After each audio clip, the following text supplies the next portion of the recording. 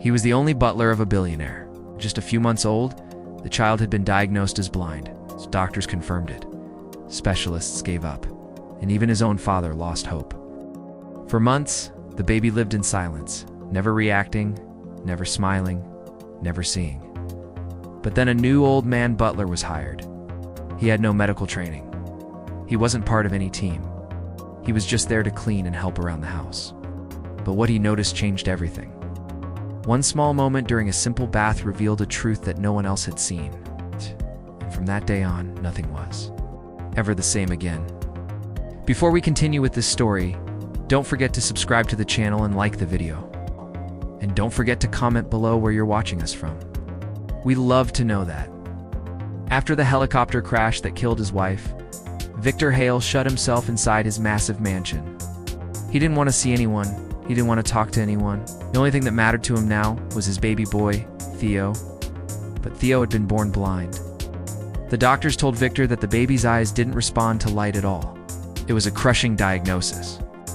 Since then, Victor has done everything he can to take care of him. He feeds him, bathes him, holds him. He never hires a nanny. He never leaves the house. His whole life is wrapped around the child. But Theo just sits quietly. He doesn't cry, doesn't laugh. His little face always looks blank. His eyes stare off into nothing. It's like the baby doesn't even know anyone is there. Victor has no idea what to do. He fills the room with colorful toys, hoping something will catch his attention. But Theo never reacts. He just stays still and silent. Every morning, Victor picks Theo up from his crib and tries again. He opens the curtains to let the sunlight in, talks to the boy softly while changing his diaper. He shakes a rattle near Theo's face, hoping to get a smile or even a blink, but the baby never responds. His head tilts slightly, but there's no emotion. Victor starts to think maybe Theo can't hear either, but the doctors said his hearing was fine, so why doesn't he react? Victor plays soft music in the background, hoping a melody might reach him.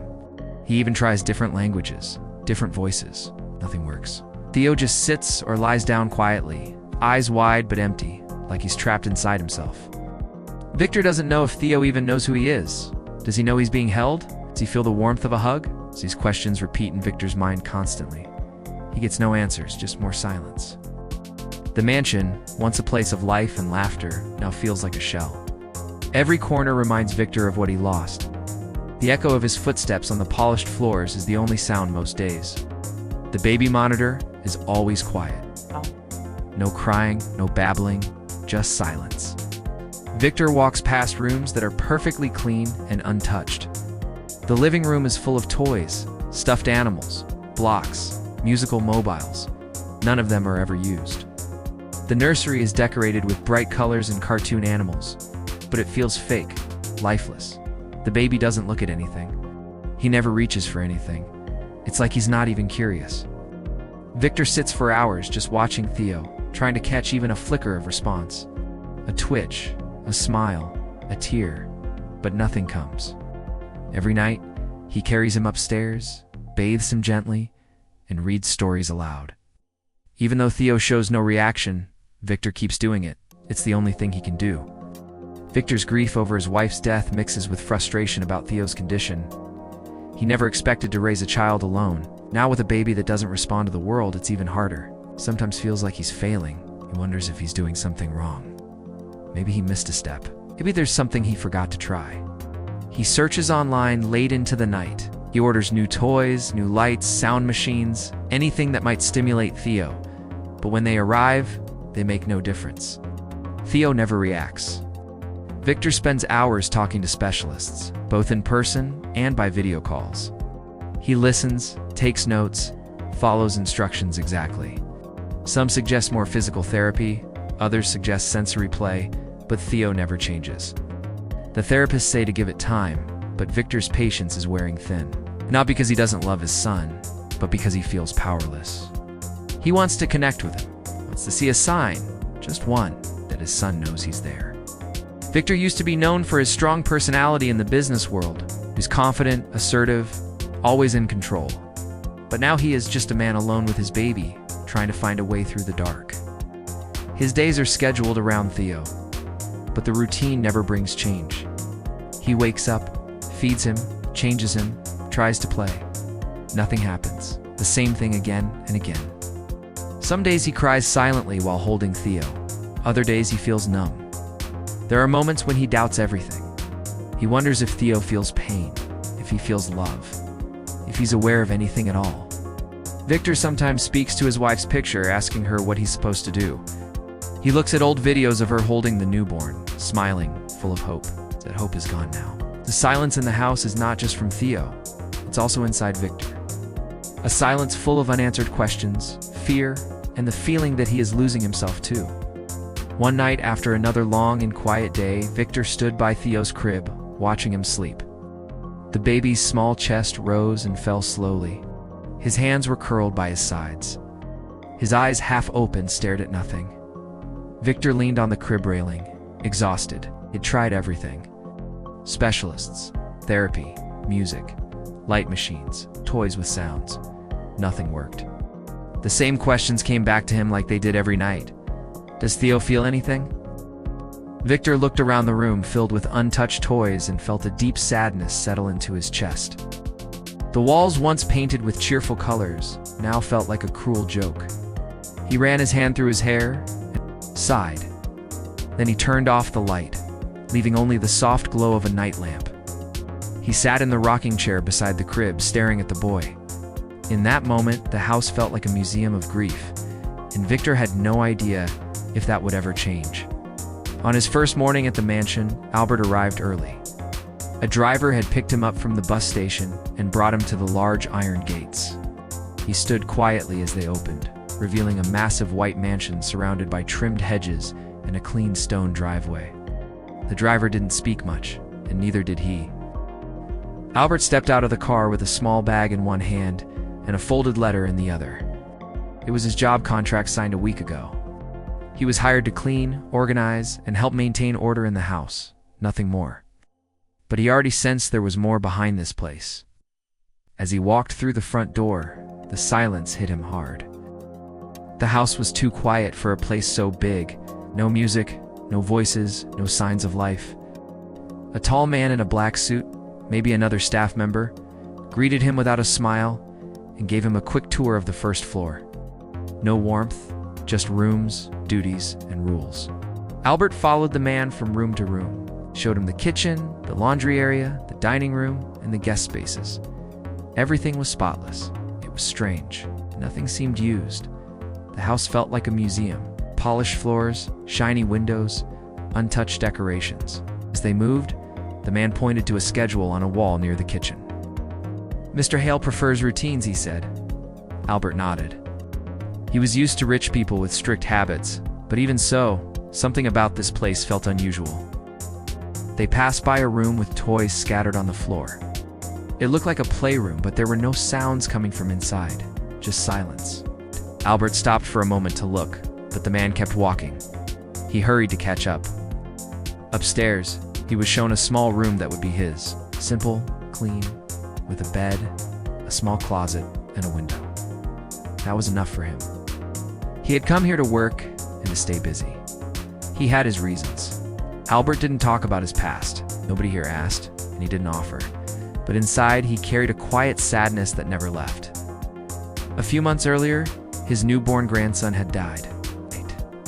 The doctors didn't know why. One night he was crying in his arms, and the next morning he was gone. No warning, no explanation. Since then, his life had fallen apart as he left his job, his home, and cut ties with almost everyone he knew. He didn't want to answer questions or hear people say they were sorry. When he saw the job listing for a live-in butler in a distant area, he applied right away. It felt like a way out, a chance to disappear. He didn't care about the salary or the name of the man who hired him. He just needed something new. Now, as he unpacked his few things in the quiet bedroom, he tried not to think too much. He had made a choice to be here. It had to be enough. After lunch, Albert was assigned light cleaning duties on the ground floor. He started in the living room, dusting furniture and folding some blankets. There were baby toys everywhere. Small red ball, a stuffed bear, some plastic blocks. He picked them up and placed them neatly in a basket. Then, from the corner of his eye, he saw someone. Across the room, sitting on a beige playmat, was a baby. He didn't move, just sat there holding a toy car in one hand. His eyes were wide open but unfocused. His body was still too. Albert froze. He had worked with children before. Even sad or quiet babies fidgeted or made noise. This boy didn't. He stayed quiet and kept watching. No one else was around. The baby didn't notice his presence at all. He looked at his little hands, at his blank face, and felt a strange feeling in his chest. Something was wrong. This child wasn't just blind. He seemed lost inside himself. The other staff member returned and noticed Albert staring. "That's Theo," he said flatly. "Mr. Hale's son. Don't try to play with him. He doesn't respond." Albert nodded without asking anything. The man left again. He stood still for a moment longer, then slowly returned to his work, but his eyes kept drifting back to the boy. Theo hadn't moved once. The toy in his hand hung loosely, like he had forgotten he was holding it.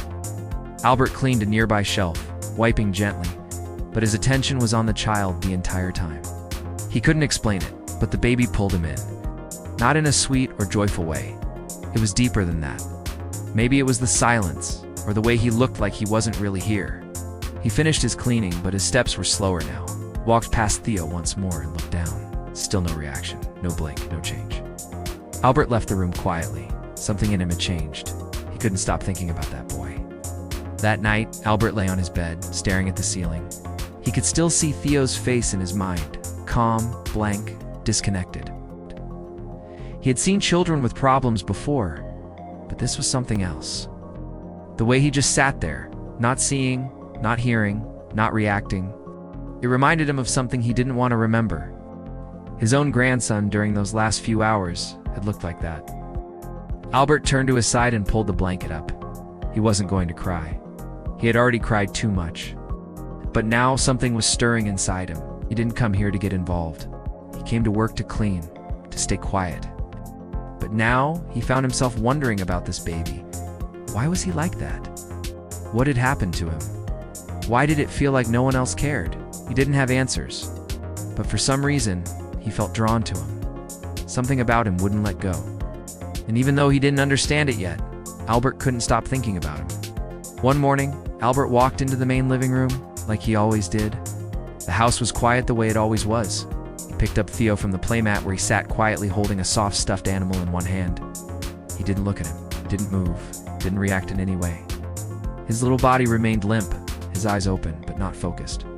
He gently cradled him in his arms and walked toward the dining room where a large glass table had been converted into a bathing station. A round plastic basin filled with warm water was already there.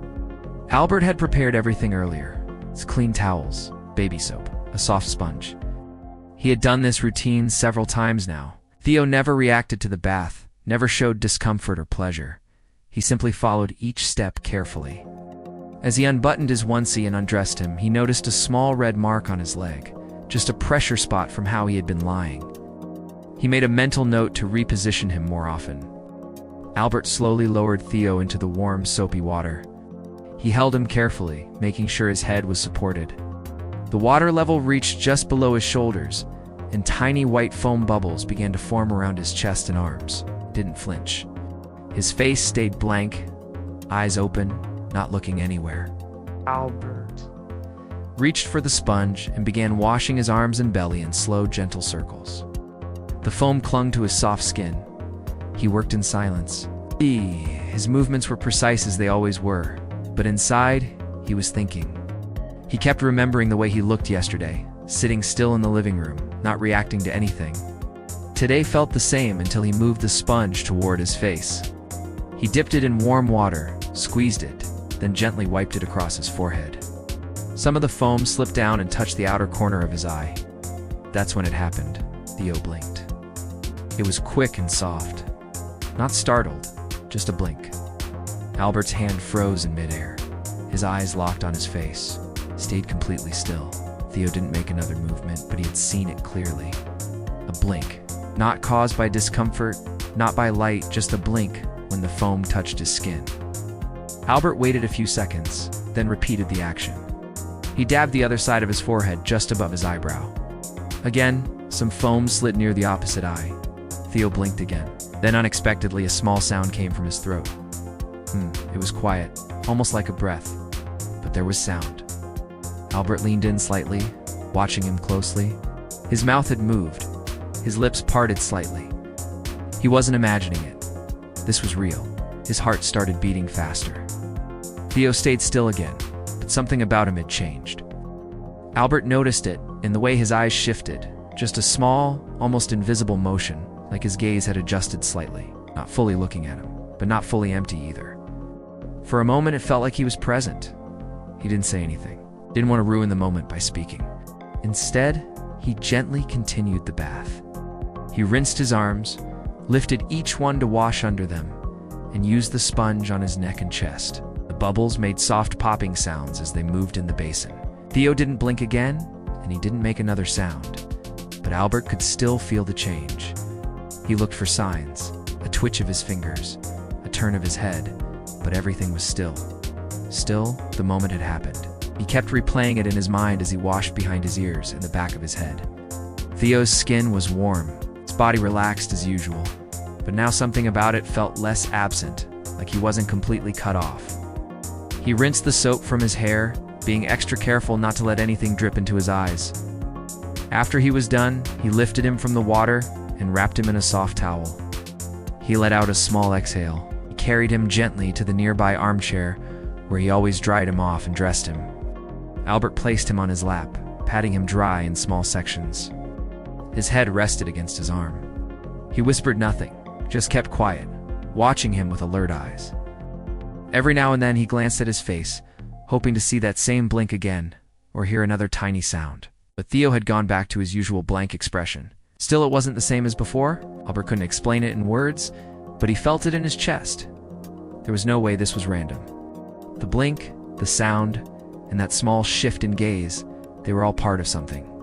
Maybe small, maybe early, but not meaningless. Albert dressed him in a clean white onesie with blue stripes and put socks on his feet. He picked him up again and sat for a few extra minutes, holding him close. His head rested against his shoulder, warm and quiet as usual. But now he felt something else. Carried him back to the living room and placed him gently on the playmat. The toys were still in the same position from earlier. He placed the stuffed animal in his hand and adjusted the blanket under him. Then he stood up and just watched him. His eyes stayed open, staring into space. But Albert's own eyes didn't blink either. He stayed there for several minutes, frozen in thought. This baby wasn't just silent, it was locked away.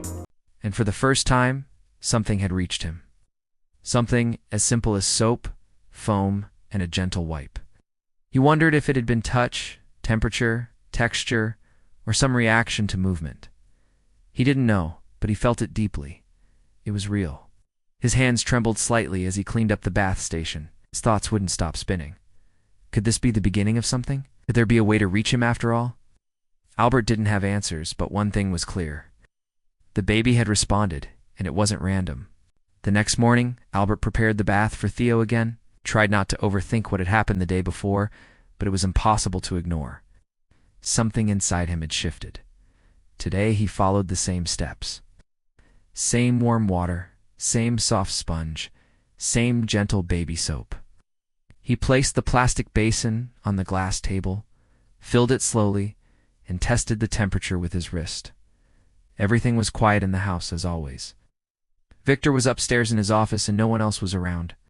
Albert walked to the living room, picked up Theo, and cradled him close to his chest. He didn't move, just stared forward with his usual blank expression. But his heart beat faster with every step he took back to the bathing area. He undressed him slowly, carefully unbuttoning his onesie and pulling off his socks. When he lowered him into the basin, he stayed calm. His body floated slightly in the warm water. Albert sat on the small stool beside the table and began the bath. He started by washing his arms and shoulders just like before. His movements were slow, gentle, and steady. Theo didn't respond at first, which made him second-guess everything he had seen the day before. But then he reached for the sponge, soaked it again, and began wiping his forehead with light circular motions. The foam slowly gathered near the sides of his eyes. He watched closely. Then, just like before, he blinked. It was soft and calm, not startled. He paused. His hands were shaking slightly. He let more foam slide gently across the bridge of his nose. That's when he opened his mouth. Mo, he said. The sound came from deep in his throat, broken and soft. Albert dropped the sponge into the water and stared at him, his mouth open, heart racing. Mo, Papa, he said again slowly. The word was messy, like a baby learning to speak for the first time, but it was there. The sound was clear enough to make Albert freeze completely. He didn't move, he barely breathed.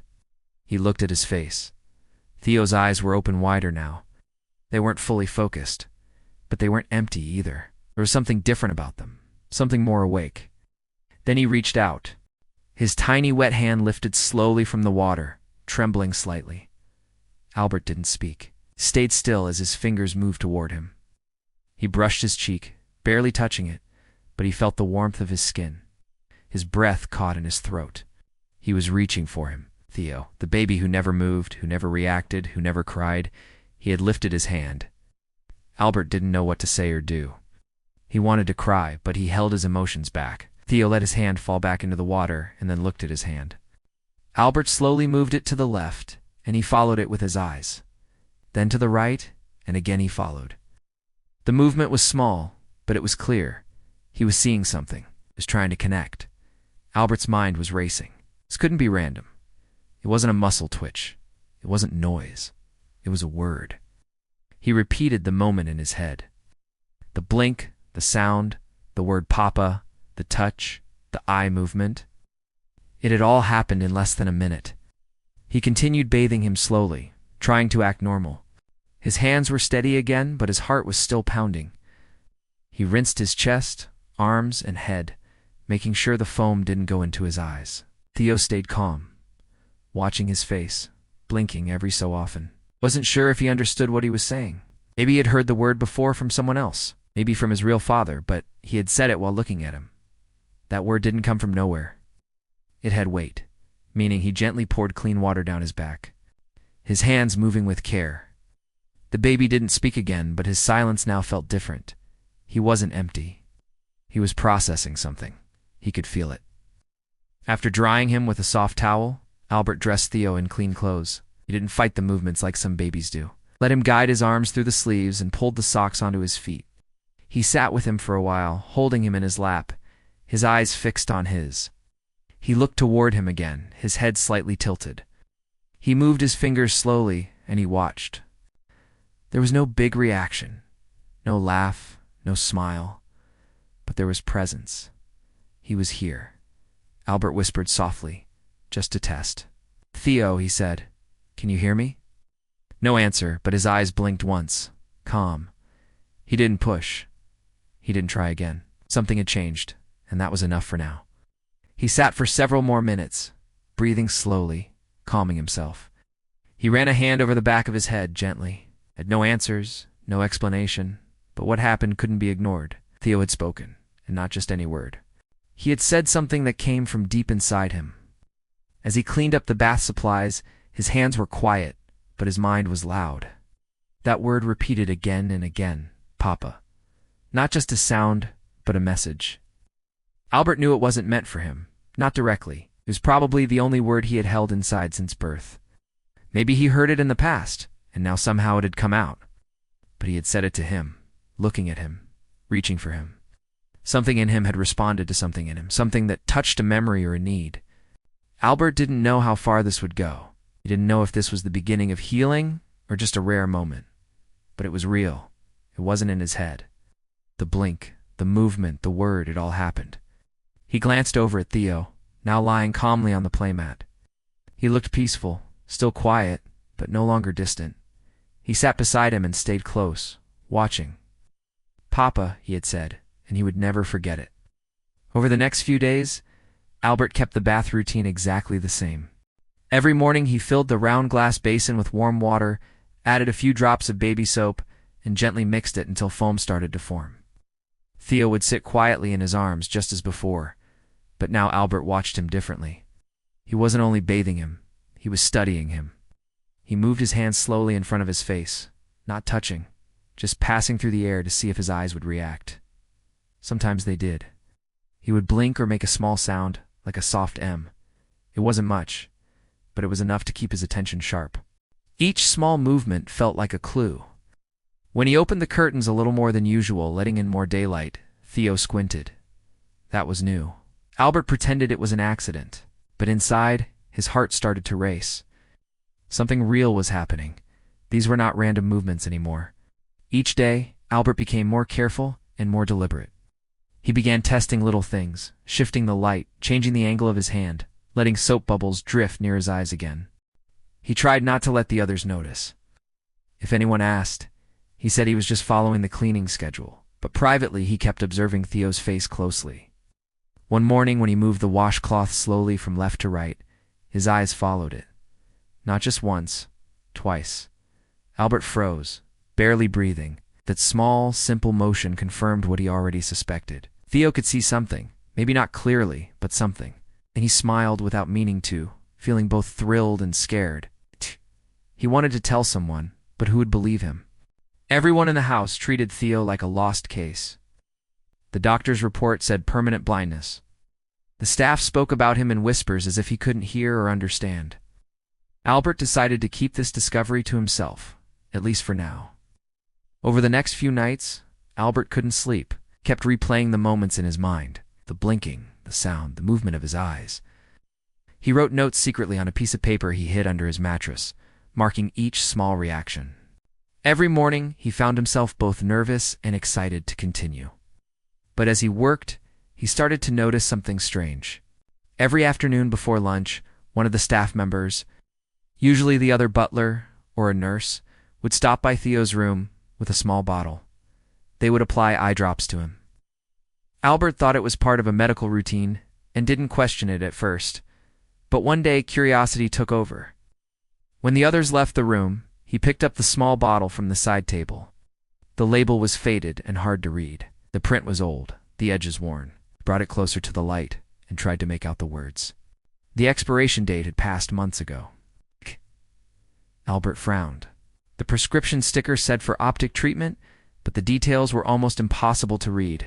Put it back quickly, afraid someone would notice, but the thought stuck with him the entire day.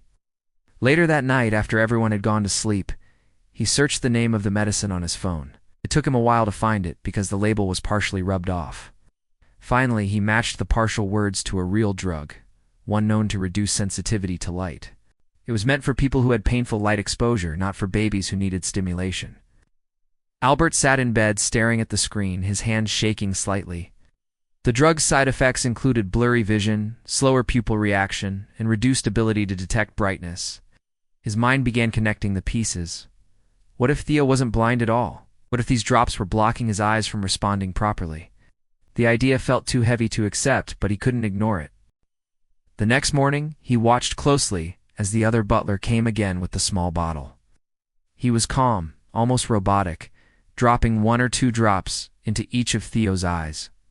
Theo didn't cry or move, just sat still like always. Albert forced himself to stay quiet, pretending he didn't care. But inside, he felt angry. His chest tightened as he wondered why they kept giving this to him. He wanted to ask Victor, but that wasn't his place. His job was to clean, to take care of the baby, not to question medical orders. Still, he couldn't stop thinking about it. If the medicine was old, maybe it wasn't even helping. Or worse, maybe it was the reason Theo never reacted before. That thought made his stomach twist.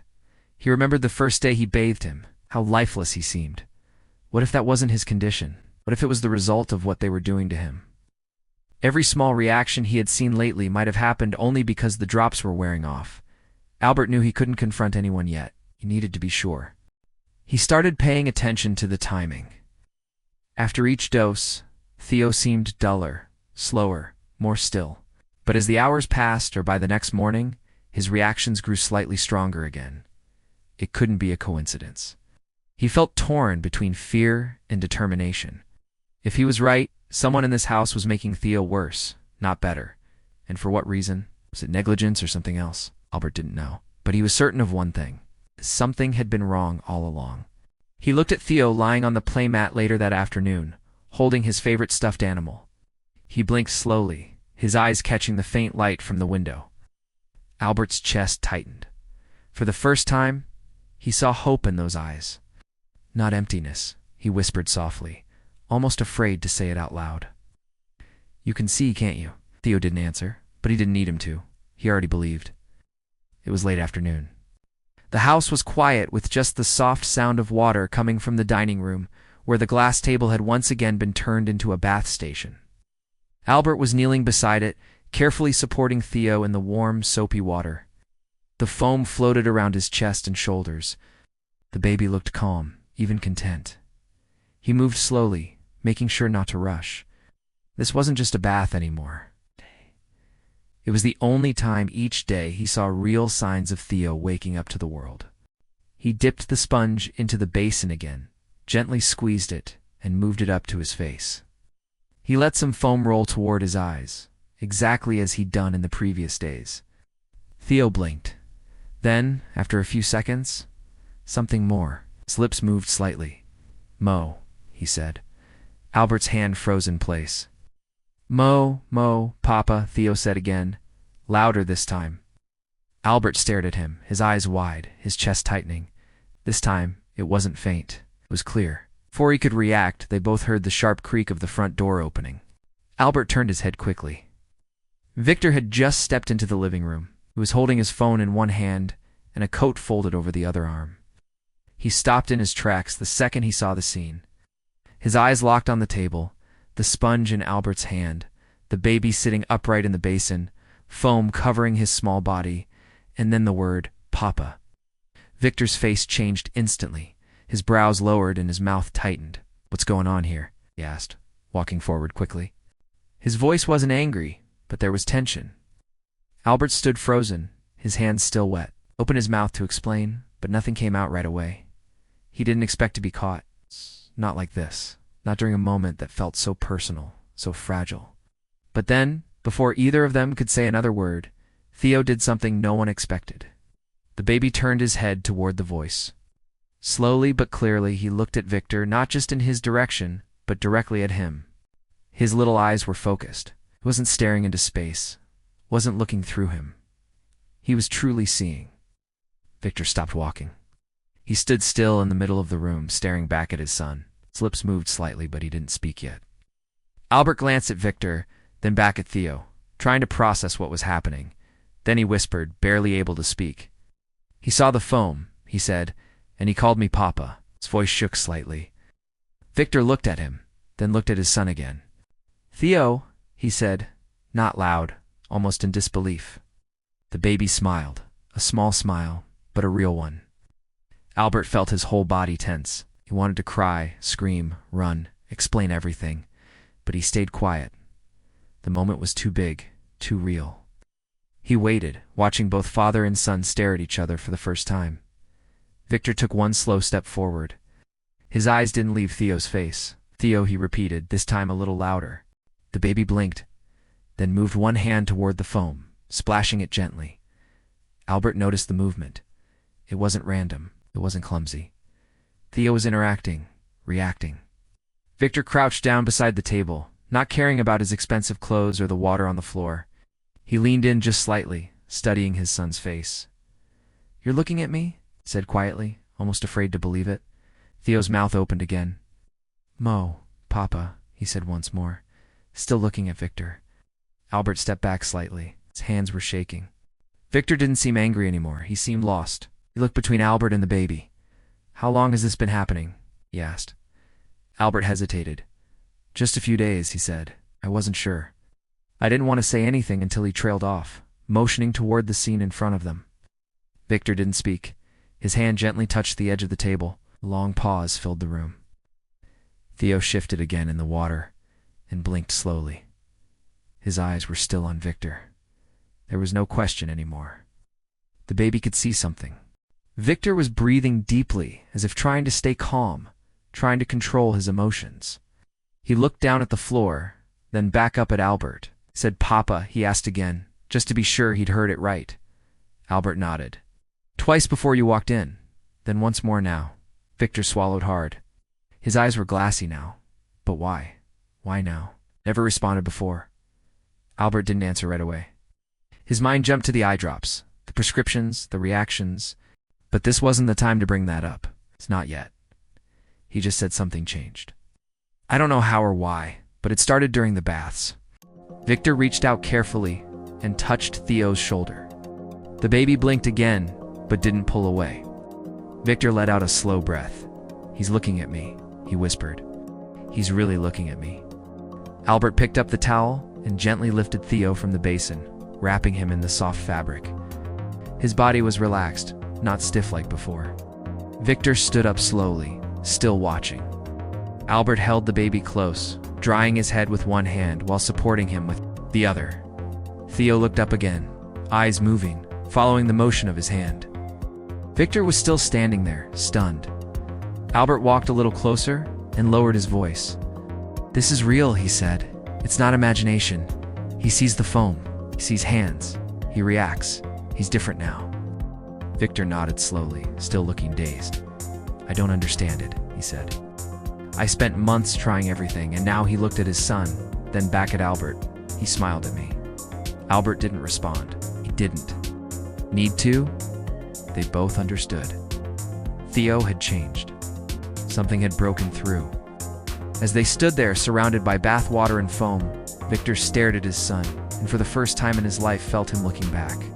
That night, after Theo was asleep, and the house had settled into its usual quiet, Albert stood outside Victor's office door. He had thought about this moment all day, unsure how to begin. With a deep breath, he knocked gently. Victor opened the door, still in the same clothes from earlier, but now looking more tired, more confused. He stepped inside and closed the door behind him. "I need to talk to you," he said. He nodded slowly and sat on the edge of the sofa, motioning for him to continue. Albert didn't hold back, told him everything from the first blink in the bath, to the papa moment, to Theo tracking his hand with his eyes. Victor listened without interrupting. His face showed disbelief at first, but he didn't stop him.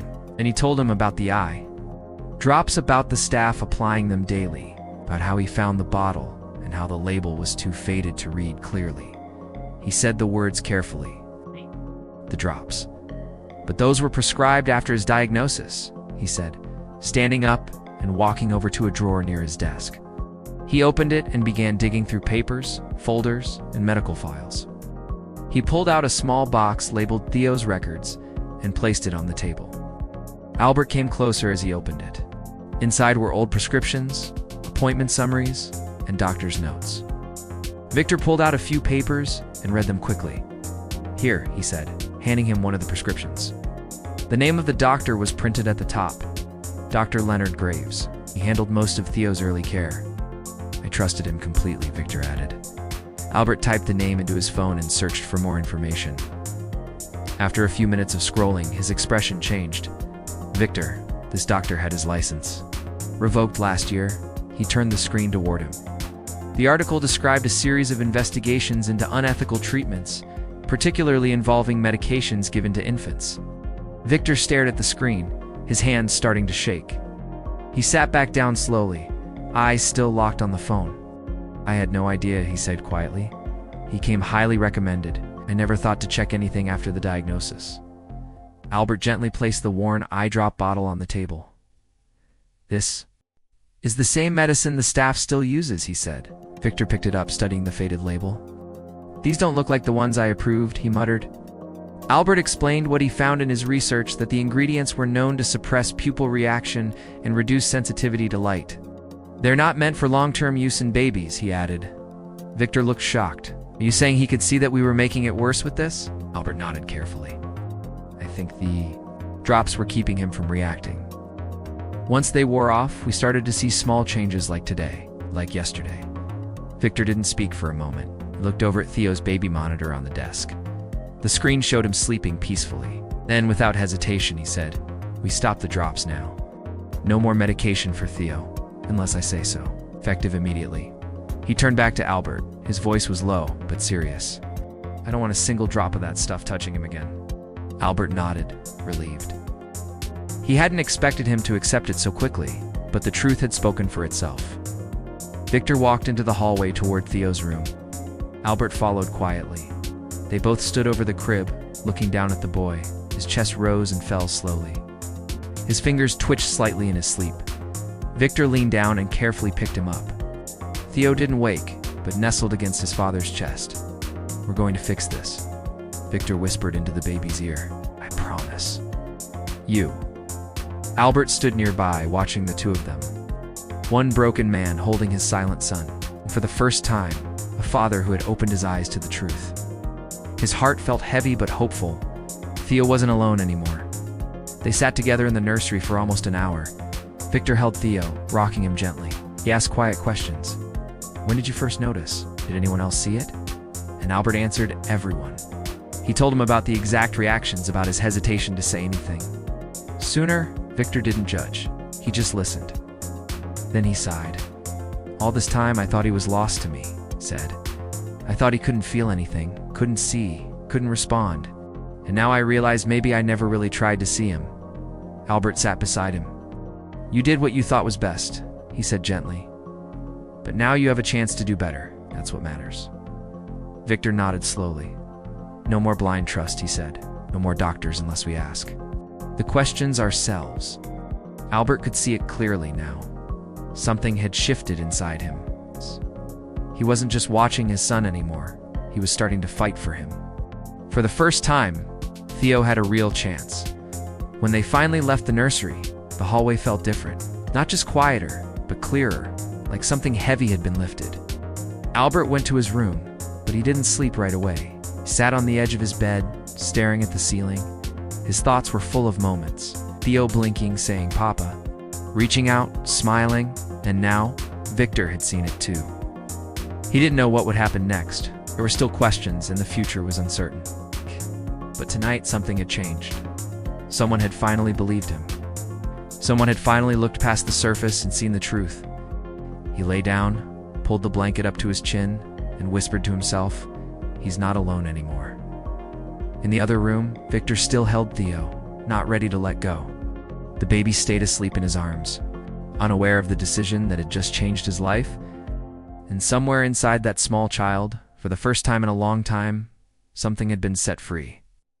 Someone had chosen to see. Without the drops, everything started to change. It wasn't immediate, but day by day, small shifts began to show. On the first morning, Albert opened the curtains wider than usual, while Theo sat on his mat. He blinked quickly and turned his head, following the streaks of sunlight as they moved across the wall. It was the first time he had shown interest in something out of reach. Albert stayed quiet, just watching. Later that day, he placed a small toy in front of him, a bright yellow duck with a red hat. He wiggled it side to side. Theo's eyes followed the movement. Then, without warning, he let out a quiet laugh. Not a full laugh, but a real reaction. A sharp exhale with a hint of joy. Albert gasped, almost not believing it. The next day, they tried again with a different toy, same result. His eyes tracked the motion. He blinked. He smiled. Every day, the baby who had once been silent seemed to come alive just a little more. Albert started to design small visual games. Cut out bold shapes from colored paper, red circles, black triangles, bright blue stars, and glued them to cardboard. Used a flashlight to move light across the shapes. Theo stared, blinked, reached, sometimes slowly, sometimes quickly. Mirrors were next.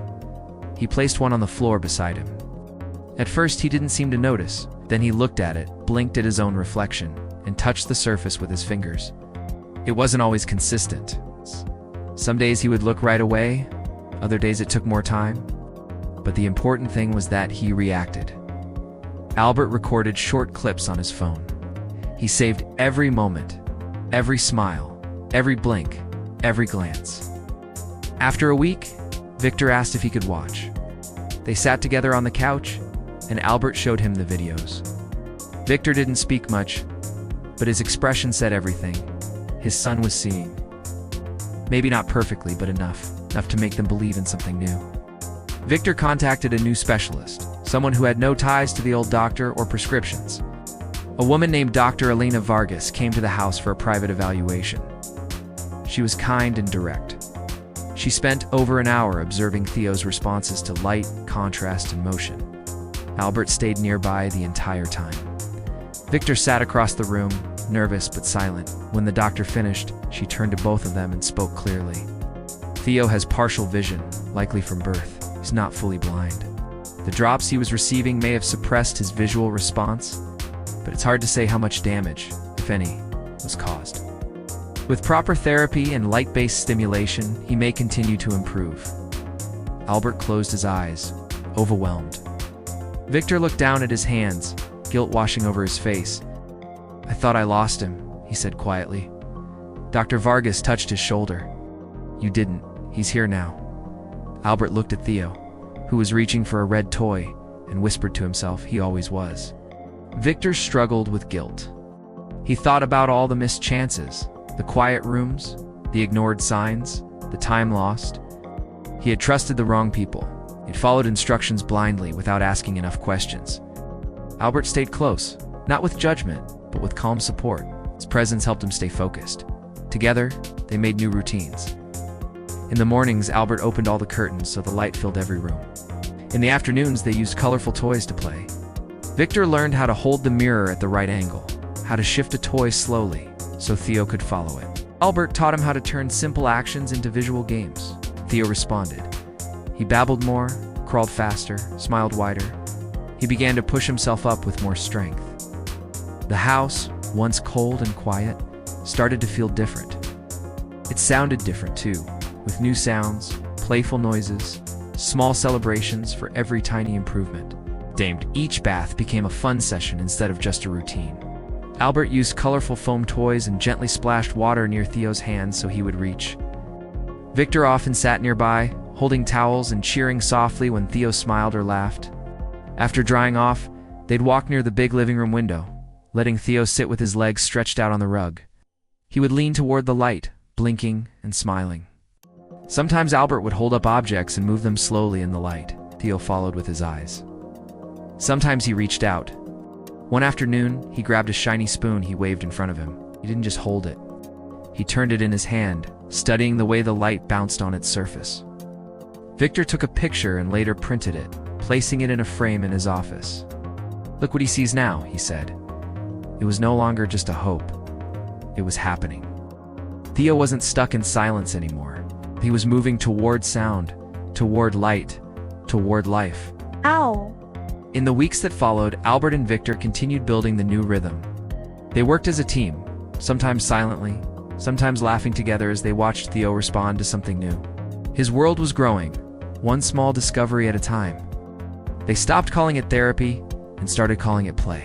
They didn't measure success by medical standards anymore. They celebrated movement, attention, reactions. Theo's path wouldn't be easy, but it was finally clear. He was not blind to the world. He'd simply never been shown the right way to see it. And now, without the drops, without silence, he was beginning to take it all in. Albert watched him crawling toward the window one morning, his hand reaching for a strip of sunlight. He paused, looked back at him, and smiled. It wasn't just a reflex. It was recognition. Albert smiled back. He knew what that look meant. He was learning. He was healing. The baby who once sat quietly in darkness was now moving toward the light, both physically and emotionally. Victor sat at his desk, papers spread across the surface, his phone on speaker. A well-known law firm was on the line, and he wasn't wasting time. "I want to open a case against the doctor who treated my son," he said firmly. "His name is Leonard Graves." The lawyer on the other end listened, took notes, and asked questions. Victor explained everything. The false diagnosis, the eye drops, the revoked medical license. Then he mentioned Albert. He had been the first to notice, the one who had suspected something was wrong with the medication. After the call ended, Victor walked downstairs and found him in the playroom with Theo. "I need your help," he said. Albert stood up, nervous. "What kind of help?" He handed him a notepad. "I need you to write down everything from the beginning, every detail." Albert sat down and began. He didn't skip a single thing. Not the first blink, not the foam, not even the doubt. He wrote it all down because now it finally mattered. The lawyer scheduled a meeting at the mansion. Albert sat in a chair beside Victor, hands folded in his lap. He was nervous, but he answered every question with honesty. He explained the daily routines, how he had noticed Theo's behavior changing, and how he had discovered the outdated eye drops. The lawyer listened closely and recorded the entire session. "Your testimony is crucial," he told him. "You may have just uncovered something much bigger than one case." Within 2 weeks, the legal team had filed official charges. A formal investigation began. News spread quickly through legal and medical circles. Families who had once been quiet came forward. Some described similar treatments. Others shared their doubts and regrets. The story leaked to the press. Articles began to appear with headlines like "Butler discovers truth about supposedly blind baby and false diagnosis under fire." Albert's name started to show up in reports. Journalists requested interviews. He declined everyone. "I'm not the story," he said to Victor. "Theo is." But the world kept watching.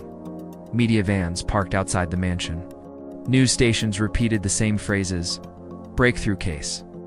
Blindness under question. A father's instinct from someone who wasn't his father. Albert avoided the cameras. He stuck to his routines. It's bath time, toy games, walks near the window. Theo was doing better every day. His movements were quicker. His expressions clearer.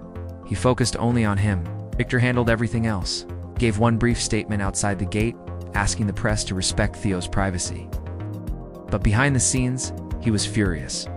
"They sold a lie," he told his lawyers. "They convinced us to accept a diagnosis that was never fully true." Albert kept notes. He even saved the original bottle of drops as evidence. The investigation widened to include the pharmaceutical companies involved. It turned out they had ignored multiple warnings about the drug's effects on infants. What started as one case was turning into something national, and Albert quietly, without asking for it, became the one person everyone talked about, even though he kept saying nothing. The court hearings began months later. Victor sat at the front dressed in a dark suit. Albert sat behind him, holding Theo in his lap. The baby played with a soft cloth, unaware of the tension in the room. Reporters filled the back rows, typing quickly on their laptops. The defense tried to claim that the treatment was standard, that side effects varied, but the evidence was clear. The drop formula suppressed vision response. The doctor had been warned multiple times and had failed to act.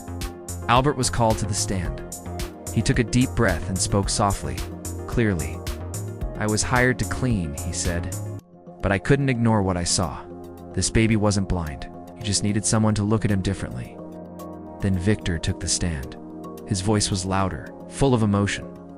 "My son lived in darkness because of a lie," he said. "But this man brought him back to the light. Not with medicine, not with machines, but with his eyes, his heart, and his time." Dr. Leonard Graves was found guilty of medical negligence and fraud. His license was permanently revoked. The pharmaceutical companies involved were fined and ordered to review all infant prescriptions. News of the verdict spread fast. Major outlets picked up the story. Talk shows discussed it. Experts debated how such a mistake had gone unnoticed for so long. Albert, once invisible, was now called a hero. People wrote letters. Some sent gifts, but he stayed quiet. He didn't want a spotlight. Still lived in the mansion. Still took care of Theo. Still followed the same routines. The only thing that changed was the look in Victor's eyes, full of respect and gratitude. Theo was now officially recognized as a victim of malpractice. His medical records were corrected. Therapists from across the country offered help, but Albert was still his favorite person. He was the one who played with him in the phone, who whispered his name, who listened. The world might have called him a symbol, but to Theo, he was just the one who saw him. The months after the trial felt calmer. The press moved on to new stories. Mansion returned to peace. Theo's progress continued. He was now crawling fast across the rugs, chasing colored balls. He responded to voices, recognized faces, and clapped his hands when he heard music. Victor joined more often during playtime. He learned how to make Theo laugh. He even helped with bath time. Albert watched quietly, never needing credit. One afternoon, as they sat near the window, Victor looked at him and said, "You changed everything." Albert shook his head. He changed, just didn't look away. The framed photo of Theo holding the shiny spoon was still in Victor's office. It reminded him every day that miracles don't always come from doctors. Sometimes they come from people who pay attention. Theo had become a symbol of resilience. His name was mentioned in conferences and articles. But inside the house, he was just a baby. Happy, curious, loved, and Albert, the quiet old man Butler, remained the one who saw what no one else dared to see, not with fancy tools, but with love. Months had passed since the courtroom days, and everything in the house felt different now.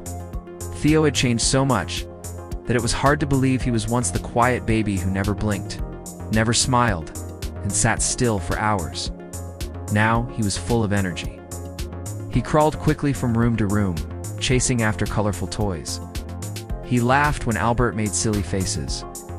He pointed to things, the red ball. He wasn't speaking full sentences yet, but the difference was obvious. He was learning, reacting, living. Albert continued his routines, but now everything had joy. Every bath was filled with splashes and giggles. Every meal ended with food on his cheeks and hands. Victor spent more time downstairs, often joining them during playtime. Sometimes he just stood back and watched with a smile. It was as if the house had finally woken up. The envelope had a golden seal, and inside was a message printed in large, friendly letters. They were hosting an award ceremony to celebrate children who had overcome difficult challenges. Theo had been chosen to receive a symbolic medal. Victor read the letter twice, then looked at Albert. "They want to honor him," he said, surprised. Albert smiled. Victor nodded. "They know, but they said his story touched thousands. They want to show the world that even the smallest ones can inspire change." A week later, the three of them flew to the event. It was held in a large, colorful community center filled with balloons, music, and laughter. Other children ran around in bright clothes, holding snacks and paper flags. Theo looked around curiously from Victor's arms, pointing at the lights and clapping when he saw the stage. The ceremony began with short speeches from teachers, doctors, and parents. Each speaker shared a story about a child who had fought through illness, injury, or hardship. Theo's name was mentioned near the end. A video played on the screen showing photos from the mansion, the bath time, the mirror games, the foam on his cheeks. Then came footage from the court hearings, and a short news clip that called him the baby who saw foam. The audience smiled and wiped their eyes. When the host walked on stage and called Theo's name, Victor stood up with him in his arms. They walked to the stage while Albert stayed seated, clapping gently. The host handed Victor a small golden medal with a blue ribbon. Theo reached for it immediately, smiling as it touched his fingers. The crowd applauded warmly. Then the host raised one hand. "Albert, guardian of the light?" He looked around confused. Victor turned to him from the stage, stunned as well. The host smiled and continued. This man didn't have a title or a degree. He wasn't part of a medical team. He was just someone who paid attention, who noticed a blink, a sound, a change. And because of him, this boy's life was saved. Today we honor him as well. The room filled with applause. Albert stood up slowly, his eyes filled with tears. He wasn't used to being in front of people. He never asked for attention. But now, every face in the room was turned toward him, not in judgment, but in gratitude. Walked to the stage slowly, his hands shaking. When he reached Victor and Theo, he looked at the baby. He smiled wide and reached out his arms. Then clear and strong, he said it. "Papa," the word echoed through the room. Albert's breath caught. The crowd stood and clapped louder. He held Theo close, overwhelmed. That word Papa now meant more than it ever had. It wasn't just something he had repeated in the bath or said by accident. It was full of meaning. It meant safety, comfort, connection. It meant that Albert was no longer just a butler or a helper. He was someone Theo trusted, someone he saw. The audience stood in silence for a few seconds, moved by the moment. The host placed a second medal around Albert's neck. This one had a silver ribbon. "For seeing what no one else saw," he said. Albert didn't make a speech, just whispered, "Thank you," and held Theo tightly. Victor placed a hand on his shoulder. "You deserve this," he said softly. Albert looked down at Theo, who had started chewing on the ribbon of his medal. He laughed through his tears. The moment was strange, big and emotional, but somehow perfect. It wasn't about being in the spotlight. It was about being seen, and Theo had seen him in the most honest way possible. After the ceremony, they walked outside into the sunlight. Reporters tried to ask questions, but Victor politely waved them off. Albert carried Theo now, letting him rest his head on his shoulder. He was tired, but happy. His small hand clutched his shirt. As they reached the car, Victor opened the door and smiled at him. "I think he meant it," he said when he said Papa. Albert nodded, brushing Theo's hair with his fingers. "I know he did." They drove home quietly. all three of them deep in thought. The foundation sent them photos from the event, which Albert placed in a small album in the nursery. That night, as Theo fell asleep in his crib, Albert sat beside him for a while, just watching. He shifted in his sleep and let out a soft breath. Albert smiled, knowing that everything had changed, not just for him, but for him. He helped Theo see, not just with his eyes, but with his heart. And finally, the world had seen him too. Finally, we've reached the end of this story. I'm extremely happy that you've made it this far. Thank you very much for watching. Comment below what you thought and what was the best or worst part. Don't forget to subscribe. Until next time.